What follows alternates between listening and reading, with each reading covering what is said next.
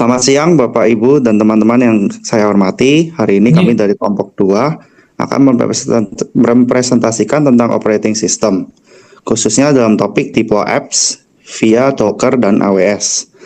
Kelompok kami terdiri dari 6 orang. Yang pertama Eric, yang kedua Vivi, ada Keisha dan Holly, lalu Nelvina dan juga saya Daniel Steven Kurniawan. Kami akan menjelaskan bagaimana proses deploy aplikasi dapat dilakukan menggunakan Docker dan AWS. Pada sesi kali ini kami akan menjelaskan tentang pentingnya proses deploy aplikasi di era modern.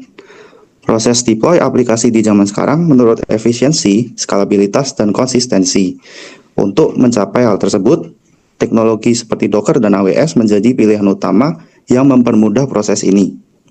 Dengan menggabungkan Docker dan AWS, kita dapat melakukan deploy aplikasi dengan keunggulan-unggulan berikut. Yang pertama yaitu waktu ke pasar yang lebih cepat. Artinya, aplikasi dapat dirilis lebih cepat ke pengguna akhir. Yang kedua, keandalan dan skalabilitas yang tinggi, yaitu aplikasi mampu menangani beban yang besar dan tetap berjalan dengan stabil. Yang ketiga, kompleksitas operasional yang lebih rendah. Dengan AWS menggunakan Docker dan AWS, pengelolaan sistem menjadi lebih sederhana dan juga efisien. Teknologi ini membantu perusahaan atau pengembang untuk lebih fokus pada pengembangan aplikasi tanpa perlu khawatir dengan masalah infrastruktur yang rumit.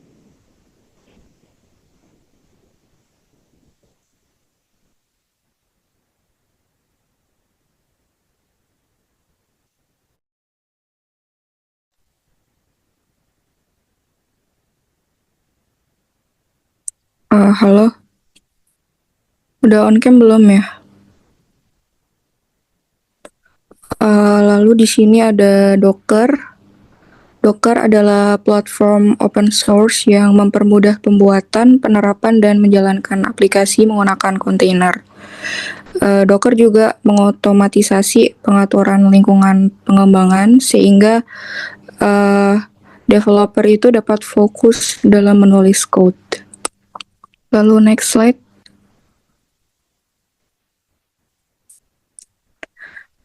Docker di sini menggunakan model client server di mana klien itu berfungsi sebagai interface untuk perintah user, sedangkan daemon menangani pembuatan, eksekusi, dan distribusi kontainer. Lalu klien dan daemon itu dapat berada di mesin yang sama maupun terpisah. Dan komunikasinya dilakukan melalui REST API menggunakan Unix sockets atau koneksi jaringan. Next, dilanjutkan oleh teman saya.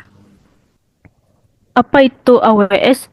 AWS atau Amazon Web Services adalah platform cloud yang menawarkan lebih dari 200 layanan seperti penyimpanan, komputasi, jaringan, AI, dan banyak lagi. Memungkinkan pengguna membangun dan menskalakan aplikasi tanpa mengelola infrastruktur fisik. AWS ini hemat biaya, terukur, dan aman, menyediakan infrastruktur global dan fleksibilitas untuk kasus penggunaan seperti situs web dan pemrosesan data. Next.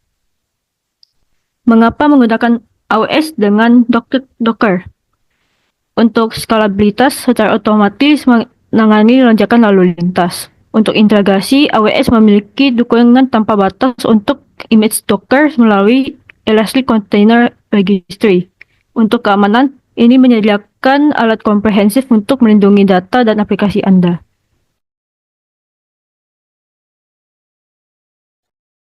Web adalah kontainer. Jadi apa itu kontainer? Kontainer adalah teknologi virtualisasi yang memungkinkan aplikasi dan semua dependensinya dijalankan dalam lingkungan terisolasi. Kontainer dirancang untuk menjalankan aplikasi secara independen sehingga sama saja mempengaruhi aplikasi lain atau sistem operasi host. Kontainer berbagi kernel sistem operasi host sehingga lebih ringan dan efisien dibandingkan dengan VM. Kontainer juga memastikan aplikasi berperilaku konsisten di berbagai tahap pengembangan, pengujian, hingga produksi. Bagaimana cara kontainer bekerja? Kontainer memanfaatkan dua kemampuan seperti yang pertama adalah namespace. menyediakan lingkungan isolasi untuk proses sehingga setiap proses dapat beroperasi secara mandiri dan tidak menghindari komponen lain dalam sistem. Dengan namespace, elemen seperti sistem file, proses jaringan dengannya dapat dipisahkan sehingga menciptakan lingkungan yang isolasi untuk setiap kontainer. Yang kedua adalah cgroups, mengolah dan mengoperasi atau alokasi sumber daya seperti CPU, memori, dan penyimpanan. Dengan cgroups, prosesnya dapat melebihi batas sumber daya yang telah ditentukan, sehingga memastikan efisiensi dan mencegah satu kontainer menghabiskan semua sumber daya yang tersedia.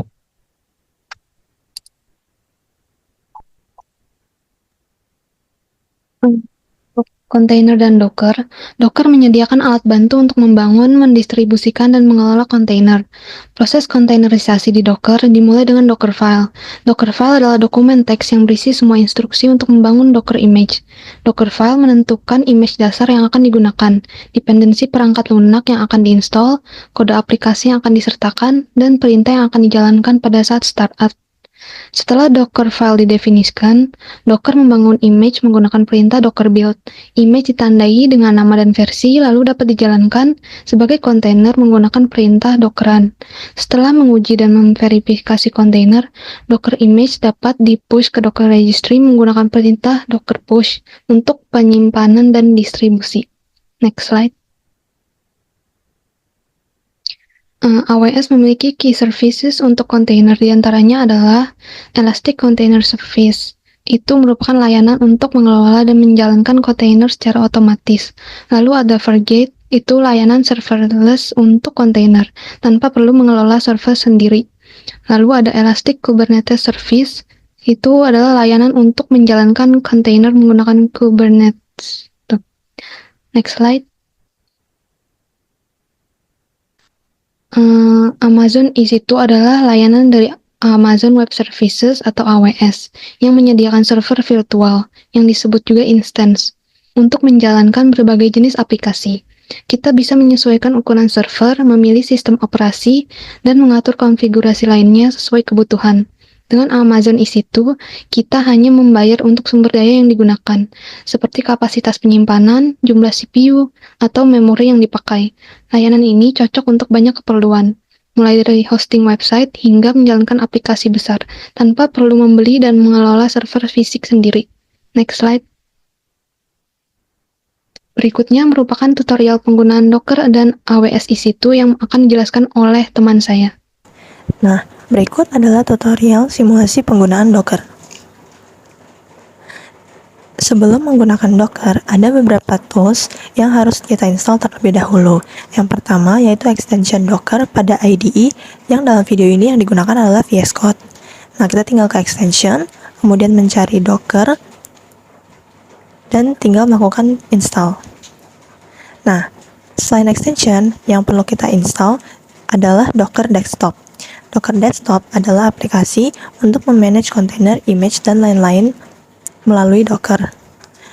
Aplikasi ini juga diperlukan untuk membuat Docker nantinya yang terhubung dengan VS Code.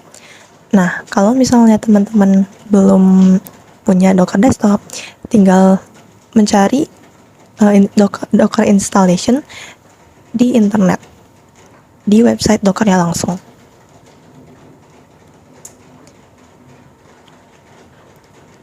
Nah, ada beberapa hal yang harus dilakukan untuk menggunakan Docker.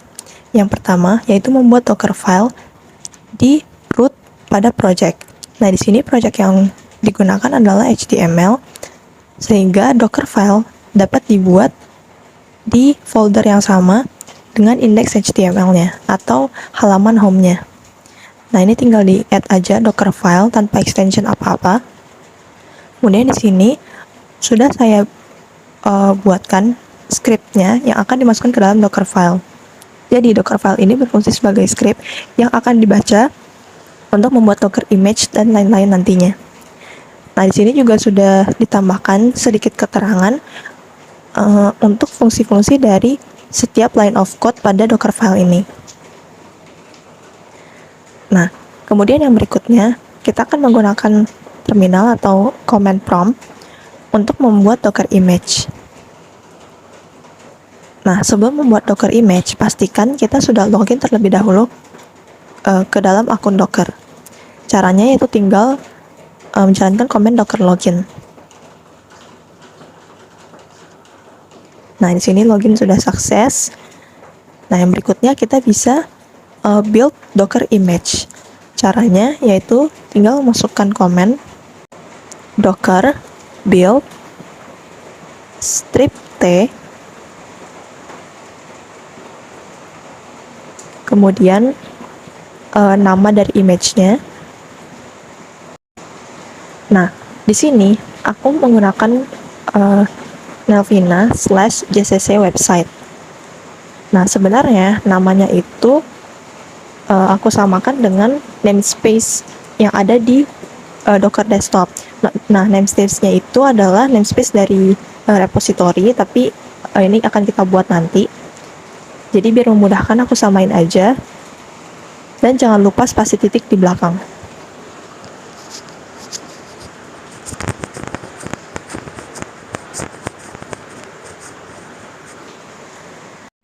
Nah, di sini Docker image-nya sudah selesai di-build. Kemudian, untuk memudahkan push Docker image nantinya, kita bisa ke halaman hub Docker terlebih dahulu, ke repositories, kemudian create a repository. Nah, repository name-nya sesuai sudah dijelaskan sebelumnya, ini aku samakan aja dengan nama Docker image yang udah dibuat sebelumnya. Jadi di sini aku masukin aja JCC strip website. Kemudian tinggal klik create.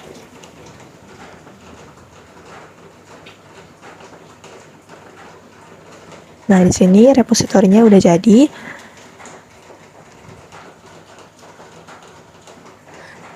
Sebelum kita push, kita bisa cek dulu nih, apakah image yang kita buat sudah ada di dalam Docker image-nya. Dan di sini sudah ada ya, yang baru saja kita buat. Nah, kalau sudah dipastikan ada, kita bisa push image ini ke dalam repository dengan menggunakan command docker push, kemudian nama Docker image-nya, yaitu Nelvina/JCC strip website.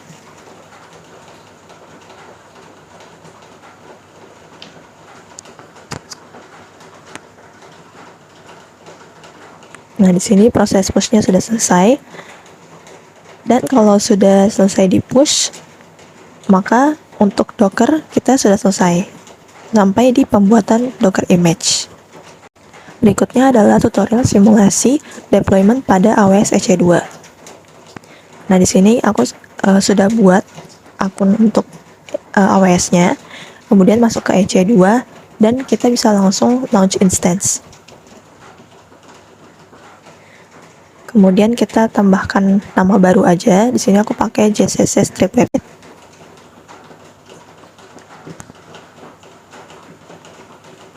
Kemudian aku menggunakan Ubuntu. Nah, untuk konfigurasi instance type dan lain-lain itu di default aja. Yang perlu diperhatikan di sini yaitu key pair-nya. Nah, ini kita bisa buat baru aja dengan mengklik create new key pair. Nah, di sini masukin aja key pair name-nya. Aku samain JCC strip web. Nah, terus dipilih aja yang RSA dan file formatnya adalah PEM. Kemudian create key pair. Nah, nanti file key pair-nya itu akan terdownload secara otomatis. Dan networknya menggunakan SSH. Lalu launch instance. Nah, di sini sudah sukses instance-nya. Kita tinggal klik aja. Nah, di sini sudah ada instansi sudah running. Kemudian kita klik instance ID-nya. Kemudian klik connect. Nah, di sini kita perlu membuka command prompt di folder yang memiliki file key pair yang sudah terdownload tadi. Nah, karena di sini filenya itu ada di downloads, maka aku akan buka command prompt dari folder downloads ini.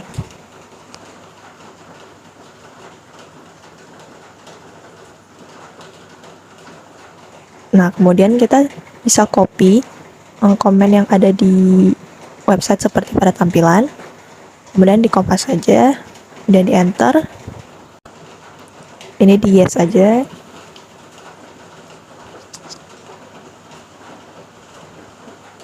Nah, yang berikutnya kita masukkan komen sudoku. Nah, di sini kita akan cek terlebih dahulu apakah sudah ada Docker. Karena belum ada, maka kita perlu menginstal Docker terlebih dahulu, yaitu dengan menjalankan snap install Docker.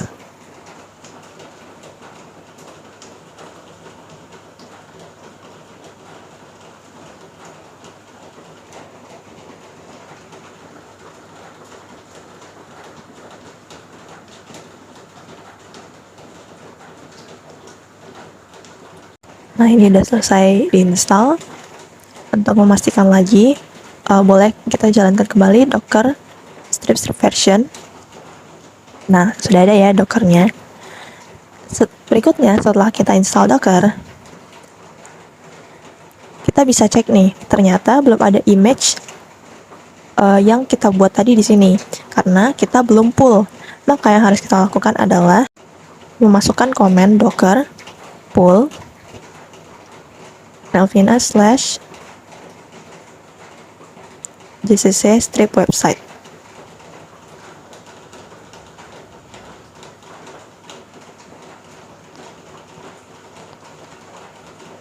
Nah, di sini pull untuk Docker image-nya sudah selesai, dan kita bisa cek kembali menggunakan Docker images.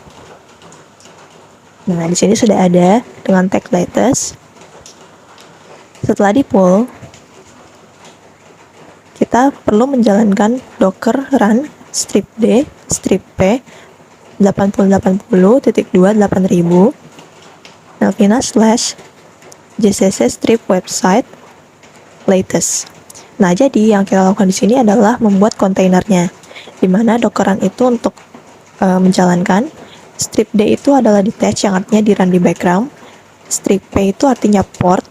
8080 itu adalah port pada AWS. 8000 itu adalah port yang diekspos pada VS Code. Dan selanjutnya adalah nama image-nya. Nah, kalau sudah, kita kembali ke halaman AWS-nya.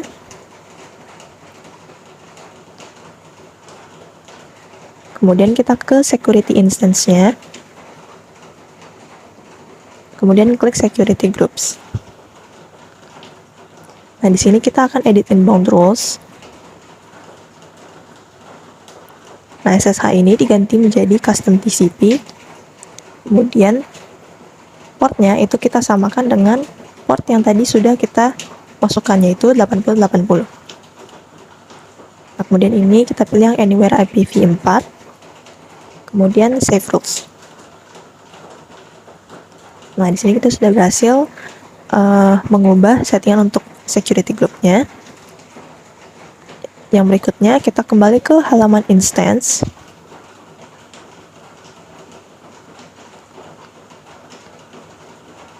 Nah, kemudian kita geser. Kelewat. Oke, nah di IPv4-nya itu sudah terbentuk. Kita tinggal kopas, kemudian tambahkan port 8080. Nah, di sini websitenya sudah berhasil di-deploy dan sudah bisa diakses secara publik. Nah, sekian penjelasan dari kami. Terima kasih.